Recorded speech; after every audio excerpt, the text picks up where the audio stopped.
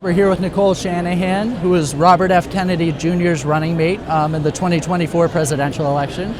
So it's great to have you here, Ms. Shanahan. Thanks for having me. Yeah, so first I want to ask, you've kind of joined and been adopted into the MAGA movement. Just what's your reception been like thus far? I'm very grateful. I just had a great conversation with Glenn Beck about it, and it sounds like MAGA needed Maha as much as Maha needed MAGA. I mean, I've had people come up to me throughout the day that were volunteers on our campaign, and they just said how grateful they were to be here with such a big group, and we're all working in partnership.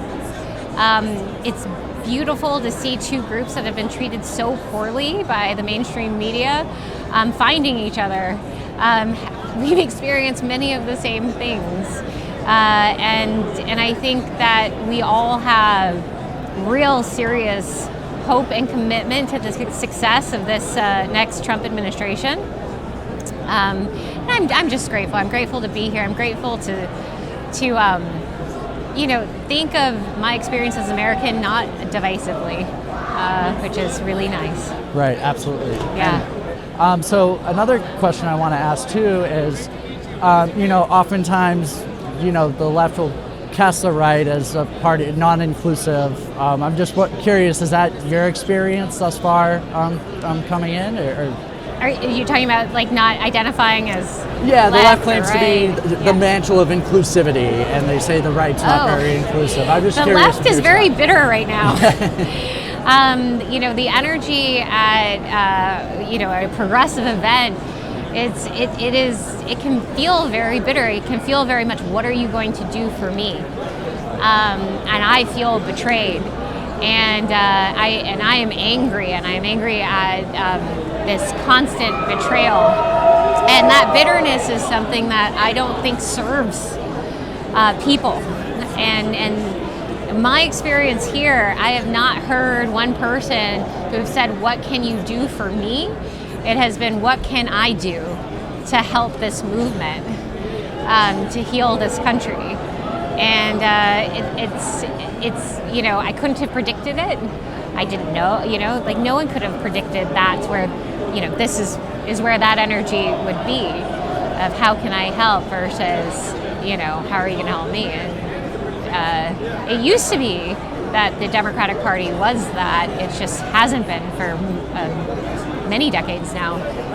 Donald Trump takes office in 30 days. So Yeah. for you, and I know how invested you are in the MAGA movement, and Mr. Kennedy is as well. What is the top issue? Is that the top priority for you that you'd like to see addressed in the new administration? Yeah, we got to confirm Bobby. And what would you say to any senator who is right now considering voting against Bobby Kennedy? If you're voting against Bobby Kennedy as a senator during his Senate confirmation hearing, you are voting against mothers, you are voting against children, you are voting against science. And Bobby Kennedy is somebody who deeply, deeply cares about the American public at a cellular level. And he wants to see our children thrive. And that is the job of those who hold public office. You must come from a place of wanting to see your constituents thriving, not suffering. And that is the goal here. Oh, of course, he's been nominated for HHS Secretary. If he gets in, would you ever consider joining the administration or HHS in some capacity if you were asked? Of course, I'd be honored to serve this country. What is your message, your just overarching message here at Turning Point USA's America Fest? Yeah, I spoke about it on stage, and I think the overarching message is that we have to be uncompromising in our commitment to moralism, to human biologic needs, to taking care of our country from the soil up. We have to take care of this country, and we have to take care of the people in it. And we're only going to do that if we really, really make the changes that are necessary around our health.